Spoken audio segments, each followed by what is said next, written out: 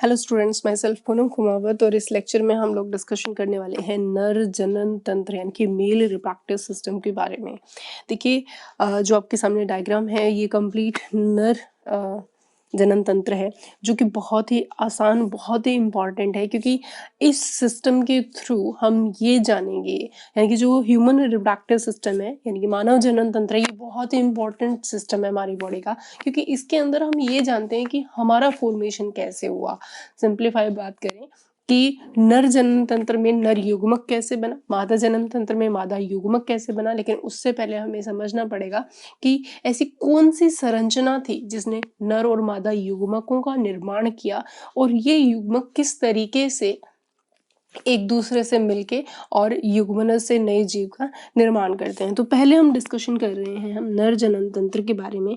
नर जनन तंत्र जो है बेसिकली इसके अंदर दो तरह के लैंगिक अंग पाए जाते हैं। नर जनन तंत्र में दो तरह के क्या पाए जाते हैं? लैंगिक जनन अंग। ठीक है, एक होता है प्राथमिक यानी कि प्राइमरी लैंगिक अंग, ठीक है, और एक होता है द्वितीयक लैंगिक अंग। ये समझना बहुत ज़रूरी है। देखो, प्राइमरी जो लैंगिक अंग है उसके अंदर हम रखते हैं टेस्टिस। जो ये वाली जो स्ट्रक्चर हमें देखने को मिल रही है, ये टेस्टिस का कटा हुआ रूप है, इसे हम बोलते हैं वृषण। ठीक है, यानी कि प्राथमिक लैंगिक अंग जो है क्या कहलाते हैं? टेस्टिस, यानी कि वृषण। ठीक है, जिसको हम किस नाम से जानते हैं? टेस्टिस। ठीक है, अब ये जो क्यों बोलते हैं वृषण को प्राइमरी लैंगिक अंग, ये भी हम जानेंगे, लेकिन उससे पहले हम देखते हैं द्वितीयक लैंगिक अंग में कौन कौन आता है। द्वितीयक लैंगिक अंग में हम पहले पढ़ते हैं वृषण कोश। वृषण को प्रोटेक्ट करने के लिए क्या पाए जाते हैं? वृषण कोश, जिसको हम स्कॉटम के नाम से जानते हैं, जो कि स्किन का बना हुआ एक पाउच लाइक स्ट्रक्चर होती है। दूसरे नंबर पे हम रखते हैं शुक्रवाहिनी, जो शुक्राणुओं को ले जाने का कार्य करेंगी। शुक्रवाहिनी, ठीक है, और यानी कि वासा डेफरेंसिस के नाम से इसको जानते हैं। ठीक है, स्पर्म डक्ट भी बोल सकते हो। इसके अलावा तीसरे नंबर पे हम लोग यहाँ देखेंगे दो ग्लैंड्स पाई जाती है, दो ग्रंथि पाई जाती है। एक होती है शुक्राशय ग्रंथि, ठीक है, और एक हम लिखेंगे फोर्थ नंबर पे प्रोस्टेट, ये भी एक ग्रंथि है। ठीक है, सेमिनल वेसिकल, तो शुक्राशय को, प्रोस्टेट को प्रोस्टेटी बोला जाता है। और उसके अलावा हमें यहाँ पे देखने को मिलेगा जो है पेनिस, यानी कि शिशन। एक्चुअली मेल के अंदर क्या होता है, इस पेनिस से दो चीजें निष्कासित की जाती हैं। इसी से ही तो मूत्र निष्कासन होगा और इसी से ही शुक्राणुओं का निष्कासन होगा। ठीक है, तो इस तरीके से जो नर के अंदर जो जनन मार्ग है, तो ये ऐसा जनन मार्ग है जिसके अंदर हमें दोनों तरह की चीजें देखने को मिलेगी, क्योंकि शिशन के अंदर क्या पाया जाता है? यूरिथ्रा पाया जाता है। ठीक है, शिशन में क्या होगा? इसके अंदर क्या प्रेजेंट होता है? यूरिथ्रा, जिसको हम बोलते हैं मूत्र मार्ग। ठीक है, मूत्र मार्ग से ही पेनिस के अंदर प्रेजेंट होता है, यहाँ से मूत्र और शुक्राणु का निष्कासन होता है, तो इसको यूरिनोजेनाइटल ऑर्गन भी बोलते हैं, यानी कि एक ऐसा ऑर्गन जहाँ से यूरिन भी निकल रहा है और जेनेटिकल मटेरियल यानी कि शुक्राणुओं का, स्पर्म्स का भी निष्कासन यहाँ से होता है, जो हमारी पूरी की पूरी जेनेटिक्स को मेंटेन करता है। ठीक है, तो इस तरीके से तो इन सारे ऑर्गन्स को हम एक सिस्टमेटिक ढंग से पढ़ेंगे। अगर डायग्रामेटिक देखें इसको, तो हमारे सामने ये सबसे पहले तो ये क्या है हमारे पास? वृषण है। वृषण के ऊपर अधिवृषण भी पाया जाता है। ये जो स्ट्रक्चर है वो क्या है? अधिवृषण। ठीक है, तो अधिवृषण भी बहुत इंपॉर्टेंट स्ट्रक्चर है, वो मैंने यहाँ लिखी नहीं, मैं यहाँ पे नोट कर देती हूँ, अधिवृषण। ठीक है, एपिडिडाइमस इसको नाम दिया जाता है, तो वो भी हम लोग यहाँ पे डिस्कशन करने वाले हैं। फिर यहाँ से जो निकलती है वो है ये स्पर्म डक्ट। देखो, वृषण में ये है शुक्राणु, वृषण में किसका निर्माण होता है? शुक्राणु का निर्माण होता है। और फिर इस तरीके से दोनों तरफ से शुक्राणु जाते हैं इस तरीके से। और ये वाली जो संरचना है, ये वाली संरचना, इसको हम किस नाम से जानते हैं? ये है शुक्राशय। और ये हमारी प्रोस्टेट ग्लैंड है और ये है यूरिथ्रा। ठीक है, यूरिथ्रा को घेरे हुए जो संरचना पाई जाती है ये होती है पेनिस। ठीक है, शिशन। तो यहाँ से जो है अगर आप देखोगे तो यहाँ से क्या क्या निकल रहा है? मूत्र भी निकलेगा और दूसरा शुक्राणु भी यहीं से निकलेंगे। लेकिन शुक्राणु जो है एक द्रव्य में निकलता है जिसको शुक्राणु द्रव्य या सीमेन जो मिल्की कलर का होता है उसके रूप से यहाँ से बाहर निकलता है। वीर्य, सीमेन का एग्जैक्ट नेम होता है वीर्य। ठीक है, तो ये यहाँ से निष्कासित किए जाते हैं पेनिस से। और पेनिस के अंदर क्या पाई जाती है? मूत्र मार्ग। ये क्या है? मूत्र मार्ग। और ये क्या है? मूत्राशय। ठीक है, और ये है मूत्रवाहिनी। तो वैसे तो हम इस डायग्राम को बहुत क्लियर करके देखेंगे, लेकिन पहले हम लोग, पहला क्वेश्चन है कि वृषाणु जो है इसको हम प्राथमिक लैंगिक अंग क्यों कहते हैं? क्वेश्चन हमारे पास ये है। तो चलो इस क्वेश्चन को पहले सॉल्व करते हैं कि जो वृषाणु है यानी कि टेस्टिस यानी कि वृषाणु को प्राथमिक लैंगिक अंग क्यों कहा जाता है, यानी कि प्राइमरी सेक्स ऑर्गन क्यों बोलते हैं? तो इसके पहला रीजन जो है ये है क्योंकि ये वो अंग होते हैं जिसमें लैंगिक कोशिकाएं पाई जाती हैं, यानी कि सेक्स सेल्स या गैमीट का निर्माण करने वाली कोशिकाएं पाई जाती है। तो वृषाणु में क्या पाई जाती हैं? शुक्र जनन कोशिका। ठीक है, यानी कि शुक्राणु को मदाने वाली सेल या लैंगिक कोशिकाएं भी बोल सकते हैं हम इसको। लैंगिक कोशिकाएं पाई जाती है। ठीक है, ये लैंगिक कोशिकाएं क्या करती हैं? शुक्राणु का निर्माण करती हैं। शुक्राणु का निर्माण करती है जिसको हम शुक्र जनन के रूप से जानते हैं, स्पर्मेटोजेनेसिस। ठीक है, तो पहला काम तो दो रीजन है इसको प्राइमरी सेक्स ऑर्गन कहने का। तो पहला रीजन तो समझ में आ गया क्योंकि ये किसका निर्माण करता है? शुक्राणुओं का निर्माण करता है।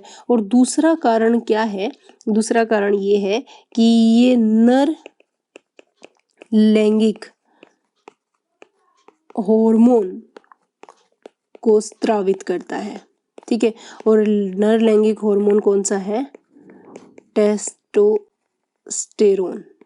ठीक है, टेस्टोस्टेरोन हार्मोन ये निष्कासित करता है। तो ये जो अंग है इसको, वृषण को हम जनद के नाम से भी जानते हैं। इसको जनद यानी कि गोनाड भी बोला जाता है। ठीक है, गोनाड, जनद। तो इसको इसीलिए जनद कहते हैं क्योंकि एक तो ये शुक्राणुओं का निर्माण करता है और दूसरा एक सेक्स हार्मोन रिलीज करता है, टेस्टोस्टेरोन। अगर आपसे पूछा जाए कि टेस्टोस्टेरोन के क्या कार्य है, तो टेस्टोस्टेरोन दो कार्य करता है। एक तो शुक्र जनन प्रक्रिया में सहायता करता है, यानी कि शुक्राणुओं के निर्माण में सहायता करता है। और दूसरा जो हमने लास्ट लेक्चर में पढ़ा, द्वितीयक लैंगिक लक्षण, जैसे कि आवाज का भारी होना, दाढ़ी मूंछ का आना, यानी कि नर द्वितीयक लैंगिक लक्षणों का निर्धारण करता है।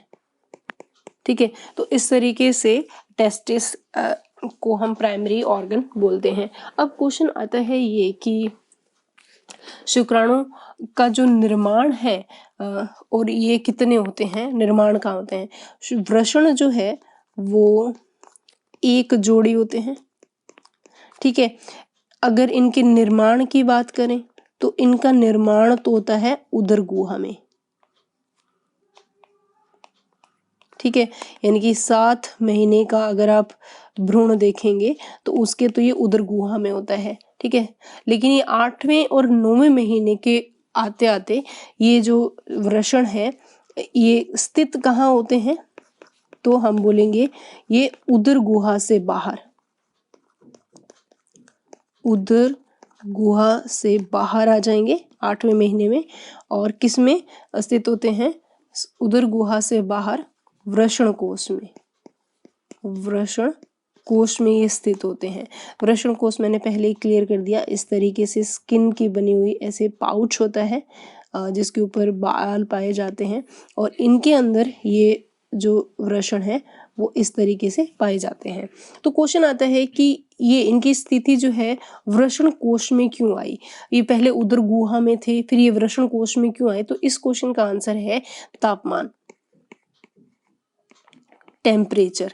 क्योंकि उदर गुहा का जो तापमान है वो उदर गुहा का तापमान ज़्यादा रहता है और उदर गुहा से बाहर जो है, उदर गुहा से बाहर का जो शरीर के बाहर का जो तापमान है, तापमान यहाँ पे क्या है, कम होता है। और यहाँ पे 2 से 3 डिग्री सेल्सियस टेम्परेचर यहाँ पे कम होना, तो ये कम तापमान पे क्या होता है, कम तापमान पे इनमें क्या होता है, आसानी से शुक्राणुओं का निर्माण हो जाता है। अगर ये उधर गुहा में रहते तो हाई टेम्परेचर की वजह से कभी भी शुक्राणु निर्मित नहीं कर सकते। तो ये लो टेम्परेचर की वजह से ये उधर गुहा से बाहर शिफ्ट होते हैं, क्योंकि ये जो तापमान होता है वो शुक्राणु निर्माण के लिए बहुत इंपॉर्टेंट होता है, बहुत ही ज़रूरी होता है, इसीलिए ये बाहर आते हैं।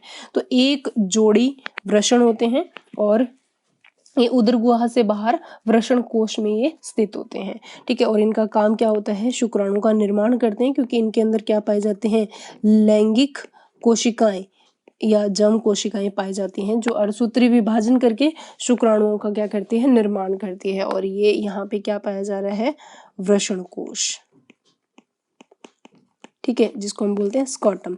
अब हम बात करते हैं वृषण कोश जो है वो, अगर हम इसके बारे में बात करें तो ये क्या है, सेकेंडरी सेक्स ऑर्गन है, यानी कि द्वितीयक लैंगिक अंग है, ठीक है। तो ये क्या करता है, ये वृषण कोश जो है वृषण को स्थिर रखने के लिए आवश्यक है।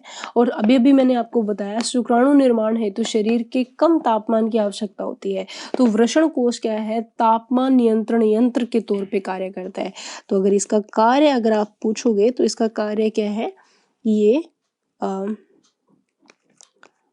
ताप नियंत्रण यंत्र के तौर पे कार्य करता है, ठीक है। क्योंकि मैंने पहले भी क्लियर कर दिया वैसे तो, कि जो शुक्राणु निर्माण जो होता है वो कब होता है, शुक्राणु निर्माण हेतु शरीर से कम तापमान की आवश्यकता होती है,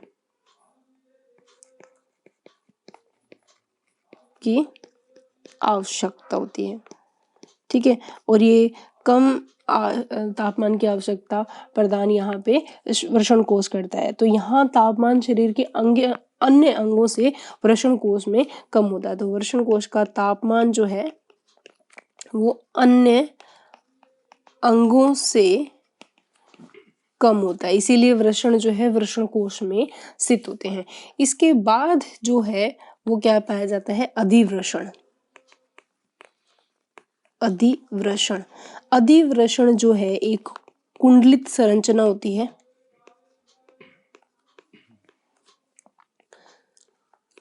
कुंडलित संरचना, अत्यधिक कुंडलित बोलें तो ज्यादा सही रहेगा, अत्यधिक कुंडलित संरचना होती है। वृषण कोश के 2 कार्य होते हैं, एक तो अस्थायी रूप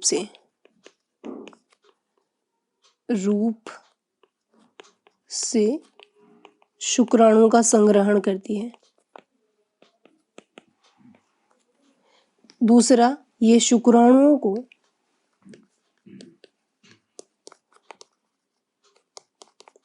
गमन सिखाती है,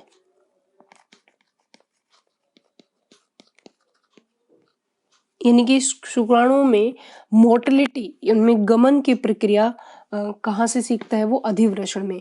अगर इसकी संरचना देखें किस तरीके से प्रेजेंट होती है, ये हमारे सामने क्या है, वृषण है, वृषण के अंदर इस तरीके से क्या पाया जाता है, अधिवृषण। ये है अधिवृषण जो आगे किसमें खुलता है, शुक्राणु वाहिनी में।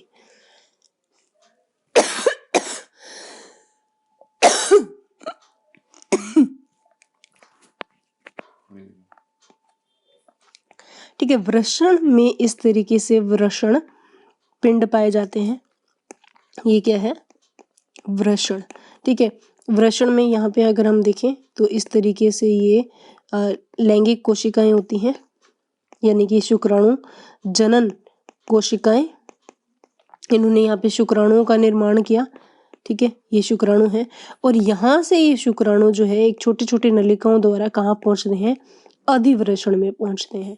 तो ये जो संरचना है वो क्या है, अधिवृषण। ठीक है, और ये क्या है, शुक्रवाहिनी। ठीक है, अब यहाँ से ये जो शुक्राणु है ये इस तरीके से इनके अंदर होते होते ये आ जाते हैं यहाँ पे, ये क्या है, सारे शुक्राणु।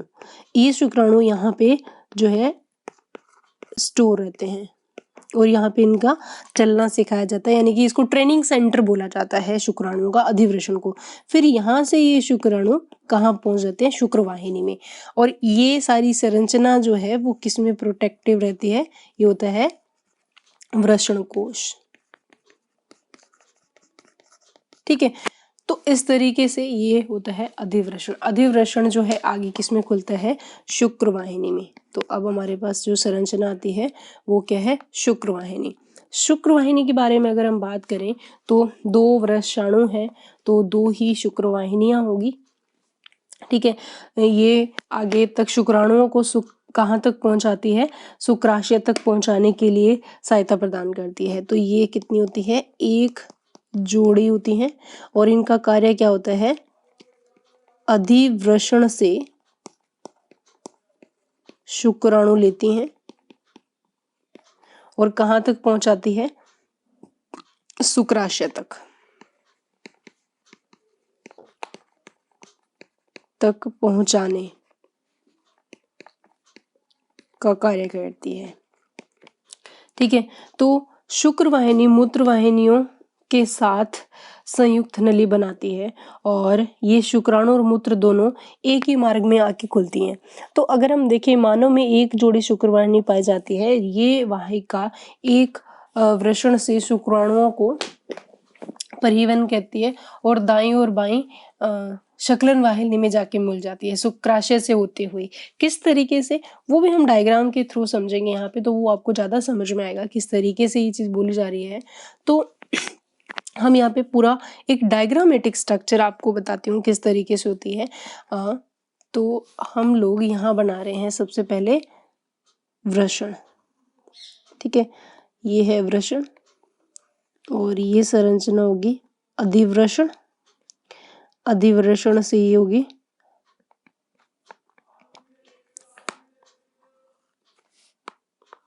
शुक्राणु वाहिनी। ठीक है, अब हमें पता है यूरेटर है। ठीक है, ये मूत्रवाहिनियां होती है, मूत्रवाहिनियां आके खुलती है किसके अंदर, ये है मूत्राशय। ठीक है, मूत्राशय से इस तरीके से एक ट्यूबुलर स्ट्रक्चर निकलती है जिसको हम किस नाम से जानते हैं, पेनिस के नाम से, यानी कि शिशन के नाम से जानते हैं। ठीक है, और यहाँ पे क्या पाया जाता है, ये है मूत्र मार्ग जो कि इस पेनिस के अंदर, शिशन के अंदर पाया जाता है। ठीक है, दोनों तरफ हमारे पास क्या होते हैं, दोनों तरफ ही हमारे पास इस तरीके से क्या पाए जाते हैं, ये होगी दोनों तरफ से आने वाली शुक्राणु वाहिनी।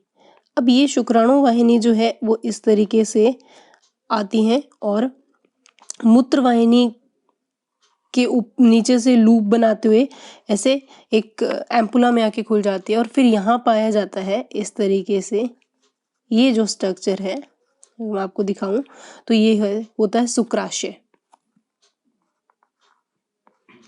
ठीक है, अब आप अगर देखोगे यहाँ पे ये जो शुक्राशय है वो इस तरीके से आके किस में खुलता है, स्खलन वाहिनियां, ये मूत्र वाहिनी में आके खुल रही हैं।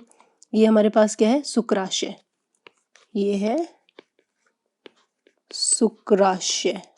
ठीक है, और यहाँ पे ये क्या है हमारे पास, शुक्र वाहिनी। ठीक है, और ये है मूत्र वाहिनी। ठीक है, और ये है मूत्राशय। ठीक है, और यहाँ पे ये जो है हमारी क्या कहलाती है, इजैकुलेटरी डक्ट, यानी कि स्खलन वाहिनी। ठीक है, स्खलन वाहिनी वो वाहिनी होती है जिसके अंदर शुक्राशय और मूत्र वाहिनी दोनों मिलकर किसमें खुल रही है, यूरिथ्रा यानी कि मूत्र मार्ग में, और ये क्या है, मूत्र मार्ग। ठीक है, में आके जाके खुलती है, तो ये होती है स्खलन वाहिनियां। तो शुक्राशय से शुक्र वाहिनी मिलकर क्या किसमें खुलती है, स्खलन वाहिनियों से होती हुई मूत्र मार्ग में खुलती है। अब ये जो शुक्राशय है इसके अंदर क्या पाए जाते हैं, ये एक द्रव्य का निर्माण करता है शुक्राशय। ठीक है, थैली जैसी संरचना होती है और इसमें एक तरल पदार्थ पाया जाता है जो कि वीर्य निर्माण में बहुत इंपॉर्टेंट है। तो ये शुक्राशय में क्या पाया जाता है, तरल पदार्थ, जो कि शुक्राणुओं को नरिशमेंट यानी कि पोषण देने का काम करते हैं। यहाँ पे क्या पाए जा रहे हैं, ये है शुक्राणु। ठीक है, ये यहाँ पे क्या है, शुक्राणु। और वहीं अगर हम देखें यहाँ पे ये यूरिनरी ब्लडर है यानी कि मूत्राशय, यहाँ पे क्या पाया जाता है, मूत्र। ठीक है, तो आप यहाँ पे इस स्ट्रक्चर के अंदर बहुत ही आसानी से समझ सकते हो कि इसी मूत्र मार्ग से ये मूत्र भी यहाँ से निकलेगा और प्लस जो शुक्राणु और शुक्राशय का द्रव भी यहीं से निकलेगा। ठीक है, इसके अलावा यहाँ पे इस तरीके से एक पाई जाती है प्रोस्टेट ग्लैंड, ये होती है प्रोस्टेट ग्लैंड, और जो कि यहाँ पे इस तरीके से खुलती है छोटे छोटे छिद्रों की सहायता से।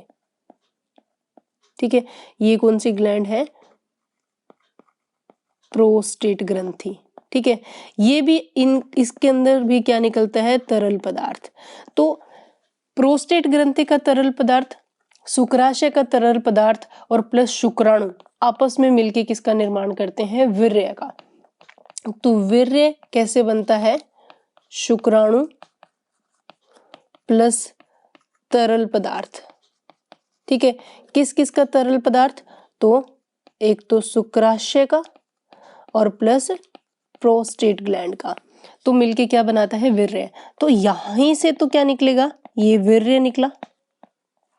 ठीक है, और यहीं से ही क्या निकलेगा, यूरिन, मूत्र निकलेगा।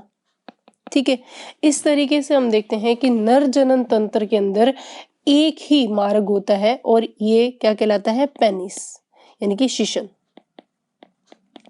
तो इस शिशन से क्या होता है, वीर्य और मूत्र दोनों निष्कासित किए जाते हैं। और इनको प्रोटेक्ट करने के लिए, इस वृषण को इस तरीके से प्रोटेक्ट करने के लिए क्या पाया जाता है, ये है वृषण कोश। ठीक है, और ये है वृषण दोनों साइड में। ठीक है, और ये क्या है, अधिवृषण। ठीक है, इस तरीके से ये नर जनन तंत्र पाया जाता है। इसका भी एक डायग्रामेटिक स्ट्रक्चर हम देखें तो जल्दी से क्लियर हो जाएगा। तो इस डायग्राम में आप बहुत ही अच्छे से सारी चीजें देख सकते हो। ये क्या है, मूत्रवाहिनी। ठीक है, और ये है मूत्राशय। ठीक है, और ये है वृषण। ठीक है, और वृषण के ऊपर ये इस तरीके से क्या पाया जाता है, अधिवृषण। ठीक है, और फिर यहां से ये होती है हमारी कौन सी, शुक्रवाहिनी। ठीक है, सेम इधर वृषण को जब हम खोल के देखते हैं तो इस तरीके से ये और भी खुला हुआ रूप आपके सामने दिखाया गया है, और ये यहाँ से इस तरीके से आती है ये, और फिर यहाँ पे पाया जाता है ये वाली जो संरचना है वो क्या कहलाती है, शुक्राशय। सेमिनल वेसिकल मतलब शुक्राशय। ठीक है, और यहाँ से फिर ये पाई जाती है प्रोस्टेट ग्लैंड, ये रही प्रोस्टेट ग्रंथि, और यहाँ से ये सारी चीजें यहीं आके खुलती है इजैकुलेटरी डक्ट में, और फिर यहाँ से ही सारी चीजें निकलती है, ये है पेनिस यानी कि शीशन। तो इस तरीके से ये नर जनन तंत्र जो पाया जाता है। तो अगर हम बात करें यहाँ पे नर जनन तंत्र में शुक्राशय की, शुक्राशय क्या करता है और कितने, ये एक जोड़ी होता है शुक्राशय, और ये जो है थैली जैसी संरचना होती है, थैली जैसी संरचना होती है। और ठीक है, और शुक्राशय में आके कौन खुलता है, शुक्रवाहिनी। शुक्रवाहिनी जो है वो किस में शुक्रवाहिनी शुक्राणु लेके आती है संग्रहण के लिए।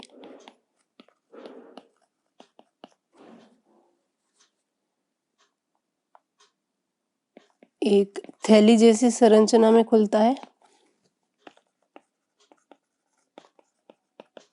जिसको हम क्या बोलते हैं, थैली जैसी संरचना में खुलती है। ठीक है, जिसे हम शुक्राशय कहते हैं। शुक्राशय का कार्य क्या है, तो अगर हम कार्य की बात करें शुक्राशय का, तो इसका कार्य होता है कि ये तरल पदार्थ का निर्माण करता है, पदार्थ का निर्माण करता है। और ये जो तरल पदार्थ है ये वीर्य निर्माण, यानी कि तरल पदार्थ ये वीर्य निर्माण में मदद करेगा। ठीक है, और ये साथ ही यह तरल पदार्थ शुक्राणुओं को क्या देता है, ये तरल पदार्थ दो चीजें करेगा शुक्राणुओं को। एक तो ये शुक्राणुओं को ऊर्जा देगा, एनर्जी, और उसके अंदर गति प्रदान करता है। तो ये क्वेश्चन भी आता है कि शुक्राशय से निकलने वाला तरल पदार्थ शुक्राणुओं में ऊर्जा और गति प्रदान करने का कार्य करता है। वहीं एक पाई जाती है प्रोस्टेट ग्लैंड, प्रोस्टेट ग्रंथि। ये संख्या में एक होती है और अखरोट के समान होती है,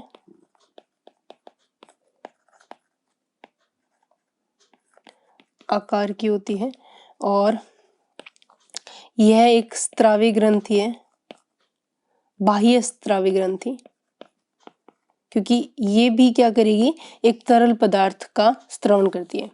ठीक है, तो ये भी इस क्या रिलीज करेगी, तरल भाग बनाती है, और ये भाग वीर्य निर्माण में योगदान देता है। ठीक है, और ये जो तरल पदार्थ है ये भी शुक्राणुओं को गति प्रदान करवाता है,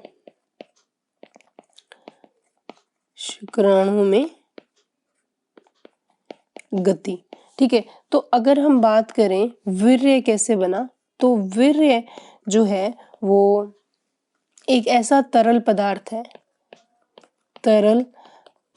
है किस किस का, शुक्राशय से निकलने वाला प्लस प्रोस्टेट ग्लैंड से निकलने वाला। ठीक है, इस तरल पदार्थ में क्या पाए जाते हैं, शुक्राणु पाए जाते हैं।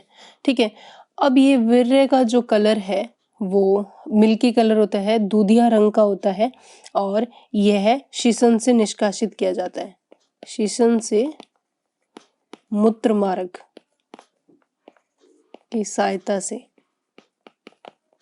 ये बाहर निष्कासित होता है।